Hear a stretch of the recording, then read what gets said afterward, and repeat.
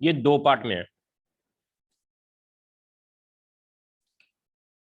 Magnetism जो आती है वो दो तरह की होती है। एक तो मैग्नेटिज्म होती है करंट की वजह से, मैग्नेटिक इफेक्ट ऑफ करंट, एक तो ये पार्ट है हमारा। और है एक हमारे पास प्योर मैग्नेटिज्म। प्योर मैग्नेटिज्म जो मैग्नेटिक मटेरियल होता है उसकी वजह से मैग्नेटिज्म आती है। तो दो पार्ट है इस चैप्टर के, मैग्नेटिक इफेक्ट ऑफ करंट और प्योर मैग्नेटिज्म। सबसे पहले तो हम ये स्टार्ट करेंगे magnetic effect of current. Magnetic effect of current, हमने ये चैप्टर स्टार्ट करना है आज बच्चों, मैग्नेटिक इफेक्ट ऑफ करंट। तो बच्चों ये टॉपिक हम स्टार्ट करते हैं, मैग्नेटिक इफेक्ट ऑफ करंट। इसके अंदर सबसे पहला जो हमारा फर्स्ट आज का है ये है ऑस्टर्ड एक्सपेरिमेंट। ऑस्टर्ड ने एक एक्सपेरिमेंट किया। क्या एक्सपेरिमेंट किया? उसने एक करंट कैरिंग वायर के पास, जैसे एक वायर में करंट जा रहा है, इसके पास ना एक नीडल रख दी। कौन सी नीडल रख दी? मैग्नेटिक नीडल रख दी। जब ये करंट वायर में पास किया तो इस मैग्नेटिक नीडल ने हल्की सी क्या शो कर दी? डिफ्लेक्शन शो कर दी बच्चों। ऐसे ये नीडल ऐसे हिल गई। जब करंट की डायरेक्शन को रिवर्स किया तो ये जो नीडल है ये रिवर्स डायरेक्शन में हिल गई, उल्टी डायरेक्शन में हिल गई, ऐसे हिल गई कुछ, ऐसे हिल गई रिवर्स डायरेक्शन में। इसका मतलब क्या है? यस बच्चों, इसका मतलब क्या हुआ? डोर होते, इसका मतलब क्या हुआ? कोई बताएगा? ऑस्टर्ड एक्सपेरिमेंट है। ऑस्टर्ड ने एक एक्सपेरिमेंट किया, किसी करंट कैरिंग वायर के पास एक मैग्नेटिक नीडल रखी। जैसे ही वायर में करंट फ्लो किया तो नीडल ने अपनी डिफ्लेक्शन शो कर दी, यानी नीडल अपनी पोजीशन से हिल गई। जब हमने बच्चों करंट की डायरेक्शन चेंज की तो नीडल ऑपोजिट डायरेक्शन में डिफ्लेक्ट हो गई। तो इसका मतलब क्या हुआ? कोई बताएगा? अब कोई भी मैग्नेटिक नीडल कब हिलेगी? जब कोई ना कोई मैग्नेटिक फोर्स होगी तभी हिलेगी। अब इसका मतलब ये हुआ कि करंट कैरिंग वायर के आसपास कोई ना कोई ऐसी मैग्नेटिक फोर्स जनरेट हो गई जिसकी वजह से ये निडल ने क्या शो कर दी? डिफ्लेक्शन शो कर दी। तो ओस्टर्ड के इस एक्सपेरिमेंट से बच्चों हमें ये पता लगता है current carrying wire, nearby a current carrying wire there is a magnetic force, और उसको हम मैग्नेटिक फील्ड भी बोल देते हैं। तो लिखो बच्चों, Oersted observed, write down, Oersted observed when a magnetic needle is placed, Oersted observed when a magnetic needle is placed near to current carrying wire, near to current carrying wire, it shows deflection. तो ये क्या show करती है बच्चों? Deflection show करती है। Deflection of needle, write down, deflection of needle reversed when current in a wire is reversed। बच्चों यहां तक आपको क्लियर हो गया? आज जो हमने चैप्टर स्टार्ट किया है मैग्नेटिज्म, उसका सबसे पहला लेक्चर कर रहे हैं बच्चों। इसके अंदर मैग्नेटिज्म के अंदर दो पार्ट हैं, एक मैग्नेटिक इफेक्ट ऑफ करंट है और एक बच्चों प्योर मैग्नेटिज्म है। मैग्नेटिक इफेक्ट ऑफ करंट का मतलब ये है जो मैग्नेटिक इफेक्ट्स करंट की वजह से प्रोड्यूस होते हैं उसकी बात हम सबसे पहले करेंगे। तो सबसे पहले तो ऑस्टर्ड एक्सपेरिमेंट, ऑस्टर्ड ने ये बताया किसी करंट कैरिंग वायर के आसपास एक नीडल रखते हैं, मैग्नेटिक नीडल, तो ये डिफ्लेक्शन शो करती है किसकी वजह से, करंट की वजह से। तो इसका मतलब ऑस्टर्ड ने ये कहा कि करंट कैरिंग वायर के आसपास कोई ना कोई मैग्नेटिक फोर्स और मैग्नेटिक फील्ड होती है। बच्चों यहां तक क्लियर है?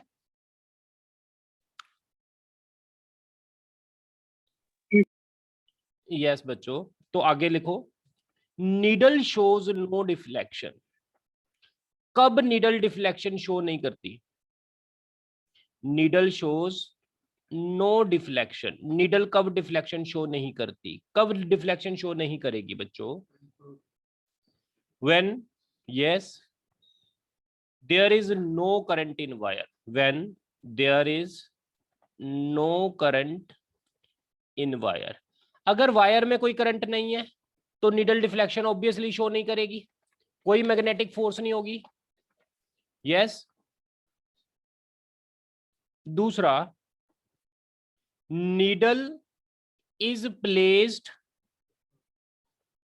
इन on same line as current carrying wire. Same line as current carrying wire कहने का मतलब, अगर बच्चों हम नीडल को वायर के ऊपर रख दें, ये मेरी वायर है करंट कैरिंग वायर, इसके ऊपर मैं नीडल को रख दूं, then it will show no deflection. बच्चों बात समझ आई आपको? These all are the experimental results. Needle कब डिफ्लेक्शन शो करेगी, निडल कब डिफ्लेक्शन शो नहीं करेगी। अब इसके बाद इसका मतलब क्या हुआ, अगर आप निडल को करंट कैरिंग वायर के ऊपर रख दोगे तो निडल कोई डिफ्लेक्शन शो नहीं करेगी, तो इसका मतलब क्या हुआ? यस बच्चों, इसका मतलब लिखो कंक्लूजन, इसका मतलब क्या हुआ? अ करंट कैरिंग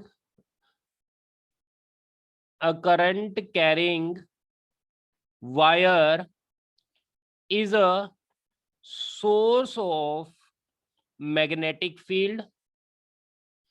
बच्चों पहली बात तो निडल डिफ्लेक्शन शो कर रही है, इसका मतलब करंट कैरिंग वायर किसका सोर्स है? मैग्नेटिक फील्ड का सोर्स है, सबसे बड़ी बात। दूसरी बात, जब निडल को वायर के ऊपर रखते हैं तो कोई करंट शो नहीं, कोई डिफ्लेक्शन शो नहीं करती, तो इसका मतलब क्या हुआ?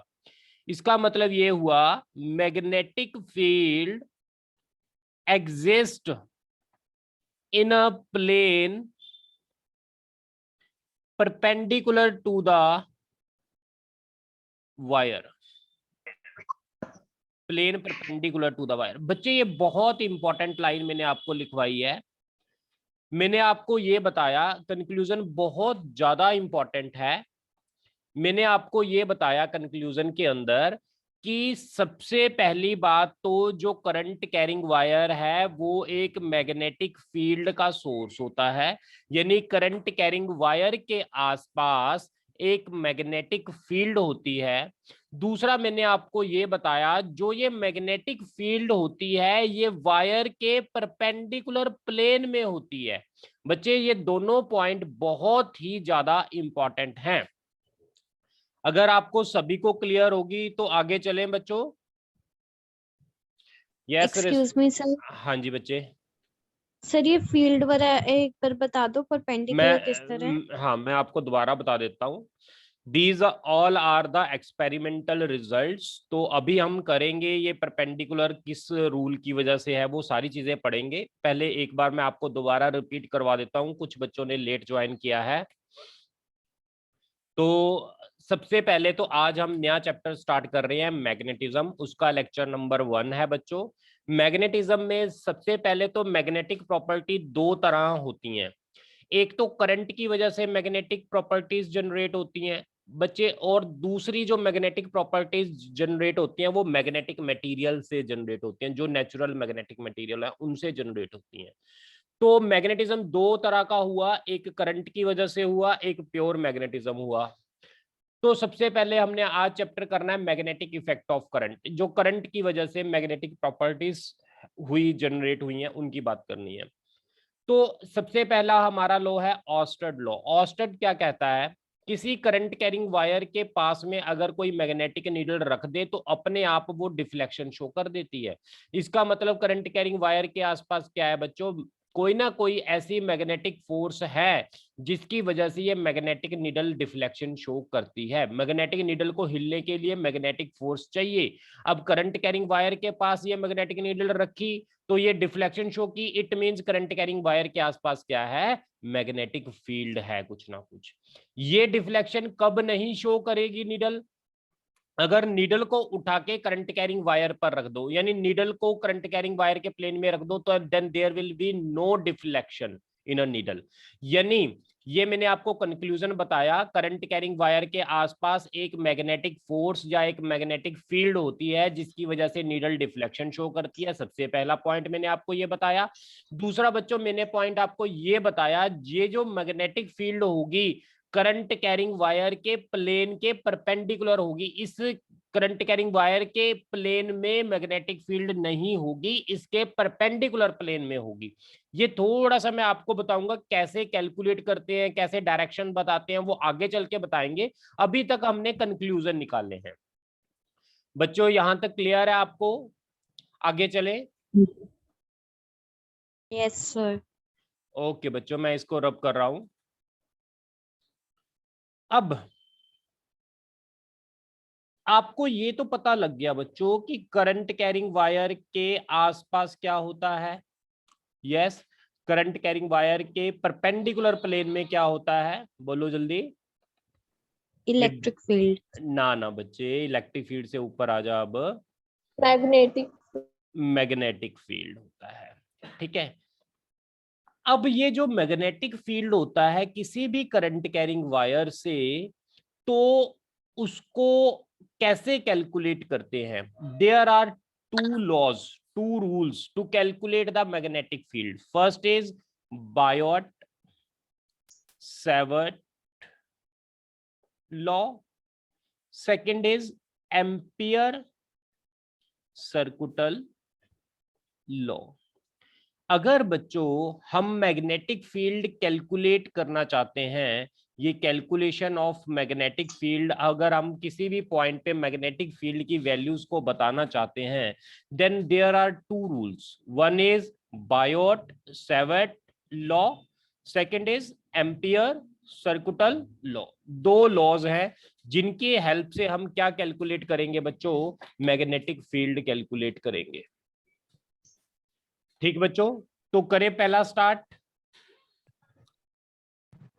यस बच्चों, पहला स्टार्ट करें हम Biot Savart law. Yes sir. Okay, तो write down first Biot Savart law. Biot Savart law,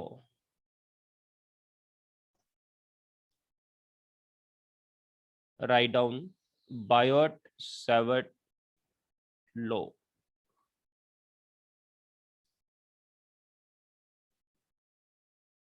Kavya बच्चे आप 12th में आ गए बच्चे, ये आपकी +1 की क्लास, +2 की क्लास है काव्य। सर मैं कनिष्का हूँ। अच्छा, ओहो सॉरी, तो ये तो मैं भूल ही गया था भाई कनिष्का। ओके राइट, तो बायोट सेवर्ट लॉ लिखो बच्चों। बायोट सेवर्ट लॉ क्या होता है, सबसे पहले तो देखो बच्चों, बायोट सेवर्ट लॉ के अकॉर्डिंग हमारे पास कोई भी एक करंट कैरिंग वायर है ऐसे, जिस वायर में करंट क्या है, आई है, ठीक है। According to Biot Savart law बच्चों समझो थोड़ा सा, इसमें ना मैं थोड़ा सा ड्रॉपर वाले स्टूडेंट्स थोड़ा सा ना मैं थ्योरी भी लिखवाऊंगा क्योंकि 12th के भी बच्चे हैं, ठीक है। थोड़ा बहुत मैं आपको डिटेल में बताऊंगा चीजें। अब एक करंट कैरिंग वायर है, इस करंट कैरिंग वायर, किसी भी शेप की करंट कैरिंग वायर है, इस करंट कैरिंग वायर का एक छोटा सा टुकड़ा हम मान लेते हैं। एक बार समझ लो इस रूल को, फिर मैं इसकी स्टेटमेंट आपको लिखवा दूंगा। स्टेटमेंट बोर्ड के लिए इंपॉर्टेंट है। यस बच्चों, एक वायर है, इस वायर का एक छोटा सा टुकड़ा हम कंसीडर कर लेते हैं जिसकी लेंथ कितनी है, डीएल इस टुकड़े की लेंथ है। इस छोटे से टुकड़े की वजह से जो यहां पर एक पी पॉइंट है, उस पर इस छोटे से टुकड़े की वजह से मैग्नेटिक फील्ड होगी। वो भी क्या होगी बच्चे, छोटी सी होगी, क्योंकि वायर का टुकड़ा छोटा सा है, तो उसकी वजह से मैग्नेटिक फील्ड भी क्या होगी, छोटी सी होगी।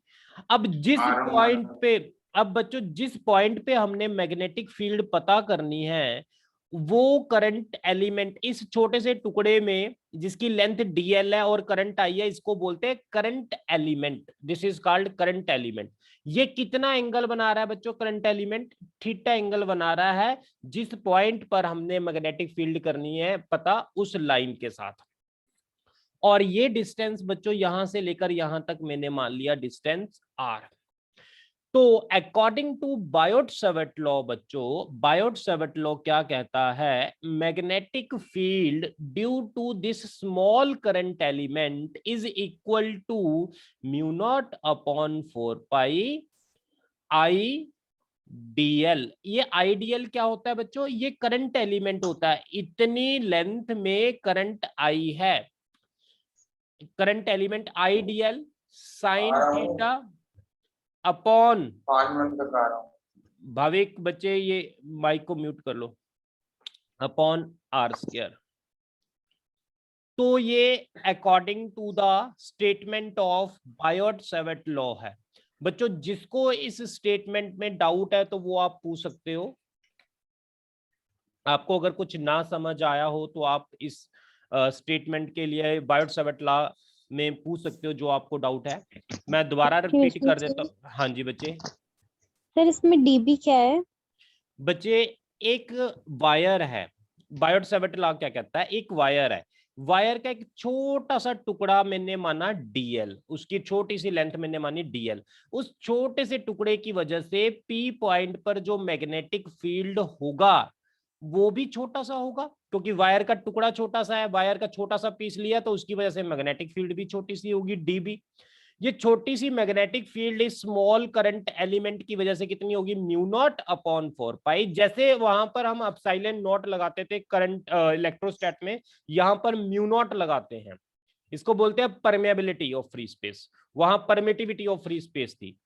तो ideal sine theta upon R square के बराबर होगी। ये फॉर्मूला है बायोट-सैवर्ट लॉ का। ये कहता है छोटे से करंट के एलिमेंट की वजह से जो मैग्नेटिक फील्ड पी पॉइंट पर होगी उसकी value mu naught upon 4 pi I dl sine theta upon R square होगी।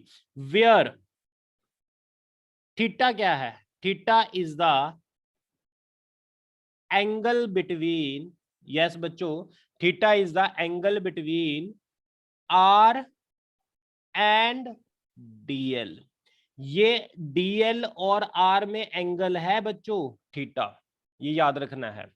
एंड म्यू नॉट क्या होता है, परमेबिलिटी ऑफ फ्री स्पेस, इसकी वैल्यू होती है 4 पाई इंटू 10 की पावर -7, 4 पाई इंटू 10 की पावर बच्चों -7। इसकी unit for the time being अभी याद कर लो, बाद में मैं आपको इसको बताऊंगा ये यूनिट कैसे आई, टेस्ला मीटर पर एम्पियर, बाद में मैं बताऊंगा इसकी यूनिट ये कैसे आई। राइट बच्चों, यहां तक क्लियर है। ये हमारे पास मैग्नीट्यूड है, इन वेक्टर फॉर्म में अगर हमने यही लॉ लिखना है, अगर बच्चों हमने ये, आप पहले तो बैठिए। भावेक बच्चे माइक को म्यूट कर लो, डिस्टरबेंस बहुत आ रही है आपकी। इन बच्चों वेक्टर फॉर्म में अगर हम लिखना चाहते हैं इस बायोट-सैवर्ट लॉ को तो क्या हो जाएगा, d B vector is equal to mu naught upon 4 pi I d l cross R vector upon R की पावर 3। ये बच्चों हमारे पास आया वेक्टर फॉर्म में। यस बच्चों, ये हमारे पास आया वेक्टर फॉर्म में है बायोट-सैवर्ट लॉ, ये स्केलर फॉर्म में है। ये हमने ऐसे क्यों लिखा, क्योंकि तुम्हें पता है unit vector is equal to vector upon its magnitude होता है। जब हम वेक्टर फॉर्म लिखते हैं तो आर कैप एक्स्ट्रा डाल देते हैं, अगर मैंने आर कैप की जगह फिर मैंने क्या लिख देना है, आर वेक्टर अपॉन आर, तो ऊपर आर वेक्टर, नीचे कितना आ गया, आर क्यूब आ जाएगा। यहां तक देखो आपको सभी को समझ आया Biot Savart law? Yes sir. Okay बच्चों, मैं बोर्ड के लिए हल्की सी ना स्टेटमेंट लिखवा दूं फॉर बोर्ड स्टूडेंट्स, हल्की सी लिख लो बच्चों। यस बच्चों, बोर्ड स्टूडेंट स्टेटमेंट लिख लो इसकी। अ करंट कैरिंग वायर, अ करंट कैरिंग वायर, क्योंकि इसकी स्टेटमेंट पक्की आती है पेपर में, हर हालत में आती है। Produces a magnetic field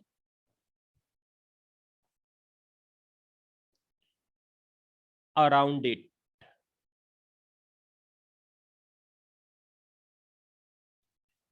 Biot-Savart law state that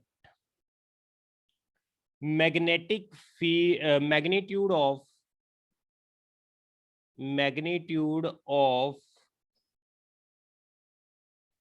intensity of small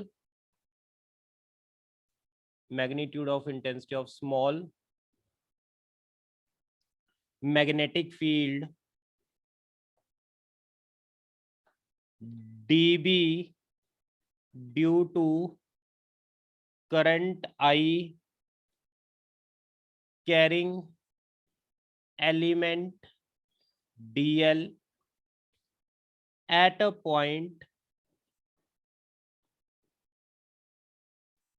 at distance r is given by, ये वाली स्टेटमेंट लिखनी है सारी, ये वाली स्टेटमेंट। ये है हमारे पास बच्चों बायोट-सेवर्ट लॉ की स्टेटमेंट। ये पूरी लिखकर आनी है, पेपर में आपको आएगी, और ये फॉर्मूला लिखकर आना। ये 1 मार्क की स्टेटमेंट गारंटी है, आपको पेपर में आनी ही आनी है बच्चों।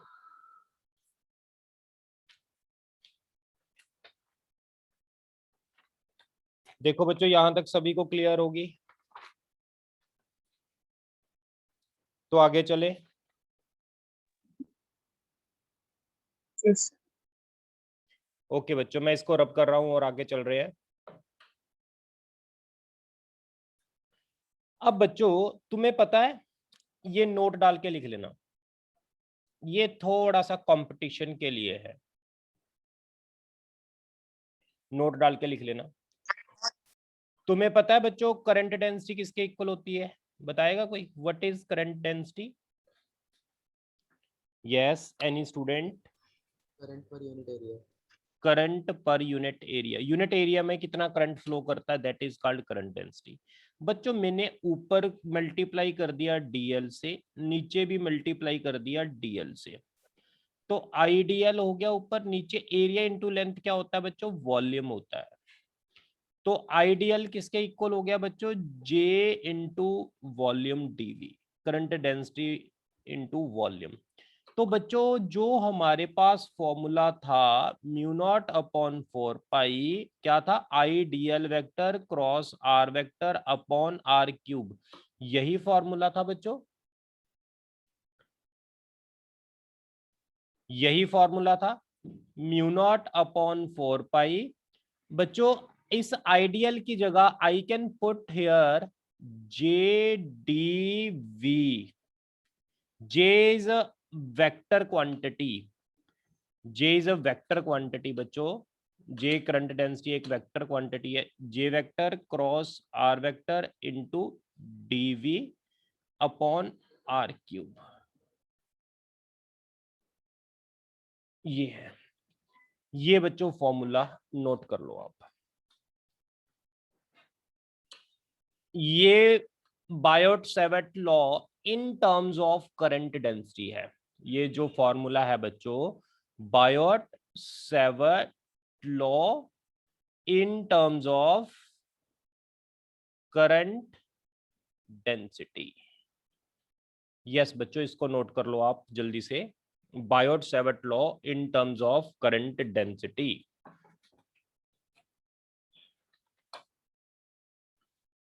आगे लिखो direction of magnetic field.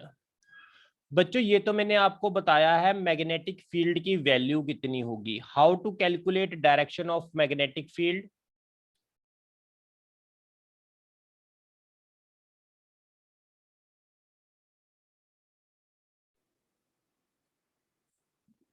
Perpendicular होंगी दोनों के। यस बच्चे,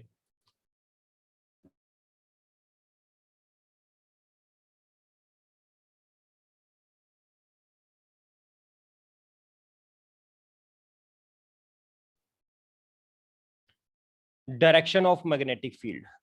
तो लिखो बच्चों, सबसे पहला होता है राइट हैंड थंब रूल।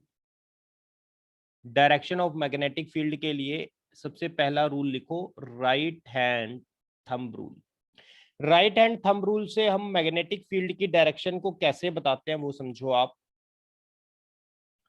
बच्चों आपने क्या करना है, समझना ध्यान से। जैसे हमारे पास कोई भी एक स्ट्रेट कंडक्टर है, आप इसकी तरफ देखो स्क्रीन की तरफ।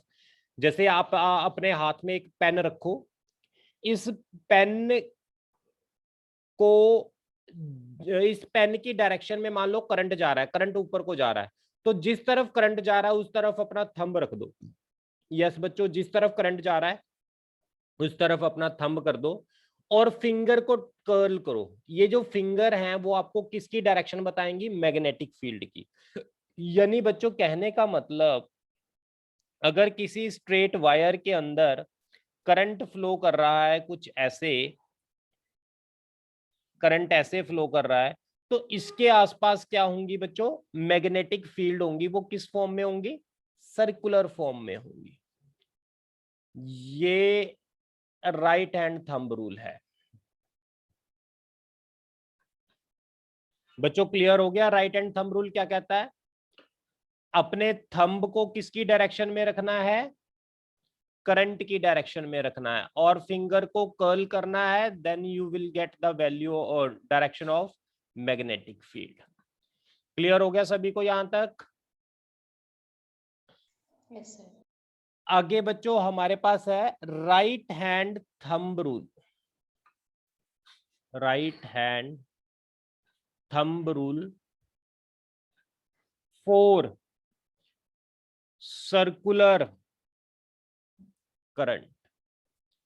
अगर बच्चों करंट किसी सर्कुलर वायर में चले, फॉर एग्जांपल ऐसे एक सर्कुलर वायर है, इसके अंदर करंट चल रहा है।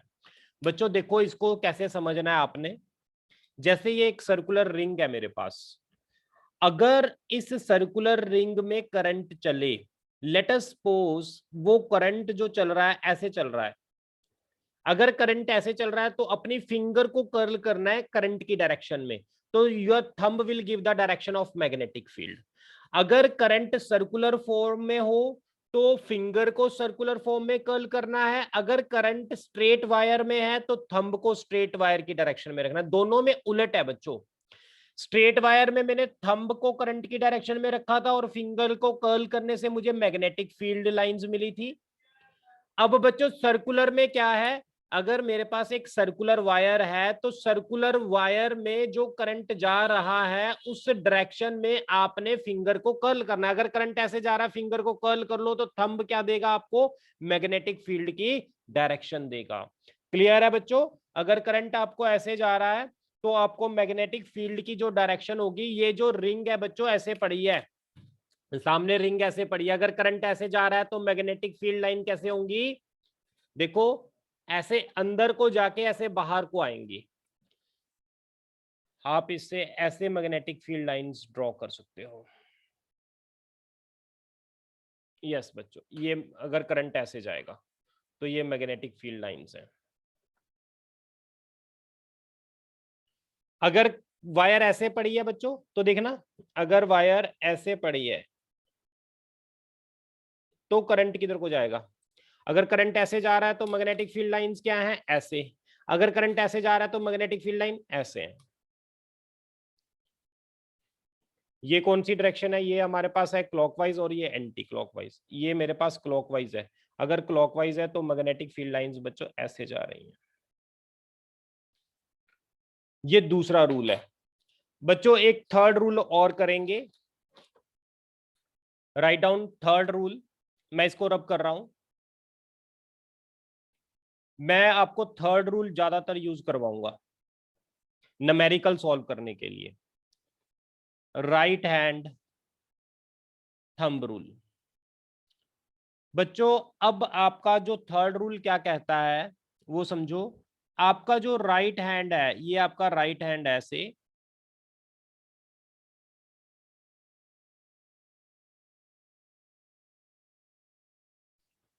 इस राइट हैंड में जो थंब होगा वो आपने करंट की डायरेक्शन में रखना है, याद रखो। फिंगर को उस डायरेक्शन में रखना है जहां पर मैग्नेटिक फील्ड कैलकुलेट करनी है, और पाम को आपने किस डायरेक्शन में रखना है, जिस डायरेक्शन में मैग्नेटिक फील्ड है। क्लियर बच्चों?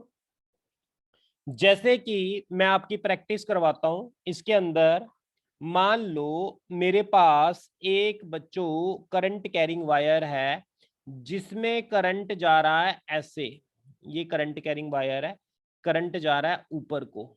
यहां पर मुझे मैग्नेटिक फील्ड की डायरेक्शन बतानी है कि कितनी होगी, किधर होगी।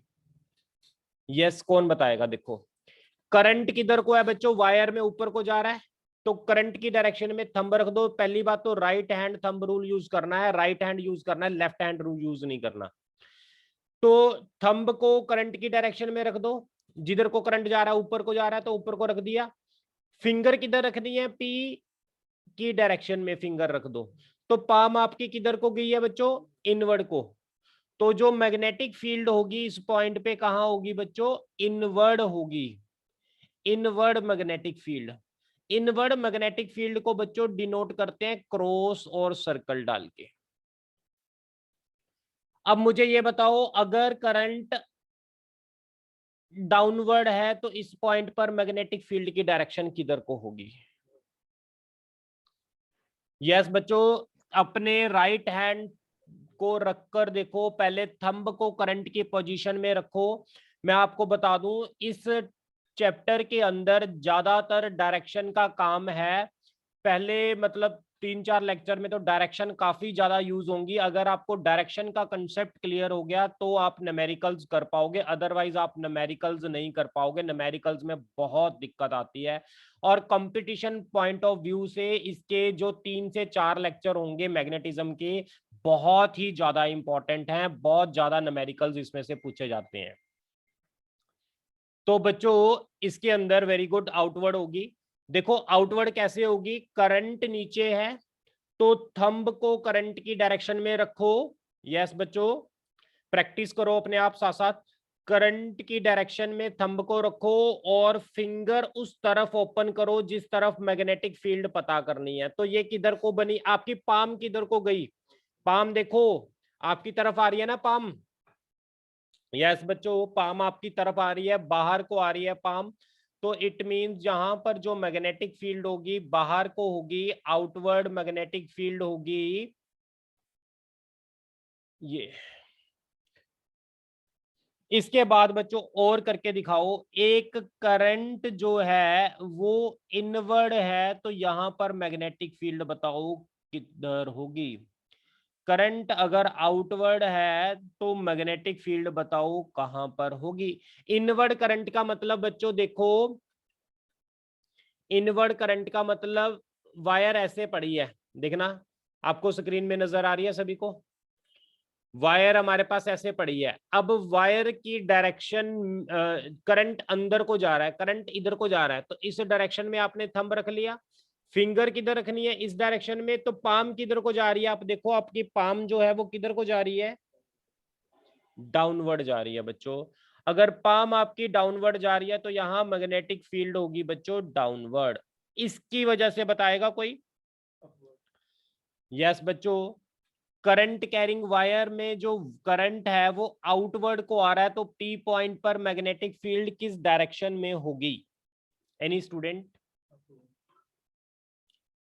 देखो बच्चों, करंट कैरिंग वायर, यस बच्चे, वेरी गुड। करंट बाहर को आ रहा है तो पेन की डायरेक्शन में थंब रख दिया और फिंगर इधर, तो पाम जो है वो आपकी ऊपर को जा रही है, तो मैग्नेटिक फील्ड की डायरेक्शन जो होगी वो ऊपर को होगी।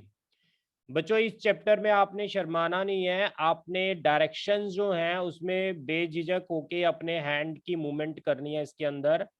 अगर आप एग्जैक्ट इसकी डायरेक्शन बताओगे तभी आपसे क्वेश्चन सॉल्व होंगे, अदरवाइज क्वेश्चंस में आपको दिक्कत आएगी। तो अब बच्चों मैं इसको रब कर रहा हूं, हम आगे चल रहे हैं। अगर आपको डायरेक्शन कैलकुलेट करनी आ गई सभी को तो इससे आगे हम चल रहे हैं, मैं इसको रब कर रहा हूं। लिखो application of Biot Savart law, write down application of Biot Savart law. बच्चों ये जो आर्टिकल है, आर्टिकल इतना इंपॉर्टेंट नहीं है ये वाला, लेकिन फिर भी हम आर्टिकल करेंगे to solve numericals, right. Board में भी ये आर्टिकल नहीं आता, बहुत रेयर चांस है, वैसे तो ये पूछा नहीं गया अभी तक आर्टिकल, लेकिन फिर भी हम आर्टिकल इसलिए करेंगे कि आपको एक एक वैल्यू क्लियर हो जाए, इसके साथ के जो न्यूमेरिकल्स पेपर में आते हैं वो आप सॉल्व कर सको, इसलिए हम ये आर्टिकल्स करेंगे। तो बच्चों सबसे पहले तो लिखो ये वाला article, magnetic field due to long straight current wire.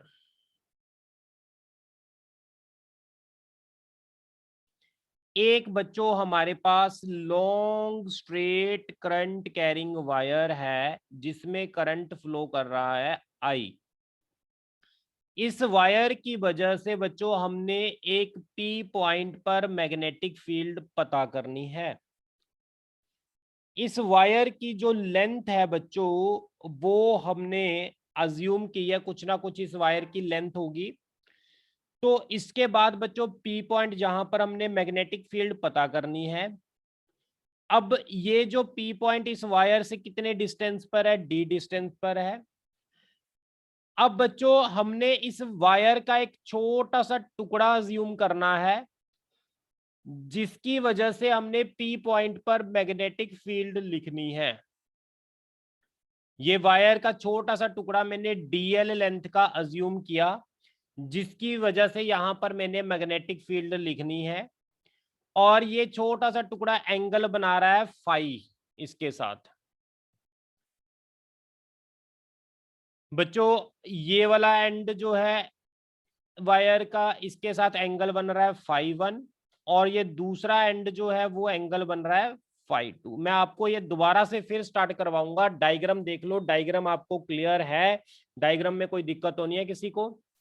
यही आर्टिकल हम दोबारा, मैं आपको लेक्चर 5-7 मिनट में बच्चों आपको लेक्चर का लिंक दोबारा आएगा तो आपने रीज्वाइन करना है, जिसके अंदर हम ये आर्टिकल पूरा करके इसके साथ की न्यूमेरिकल प्रॉब्लम भी आज करेंगे सॉल्व। ठीक है, आज हम स्ट्रेट वायर वाला खत्म करेंगे, कल हम सर्कुलर वायर की न्यूमेरिकल प्रॉब्लम वगैरह कॉन्सेप्ट वगैरह करेंगे। तो मैं आपको लिंक भेज रहा हूँ विद इन 5 मिनट, दूसरा लिंक।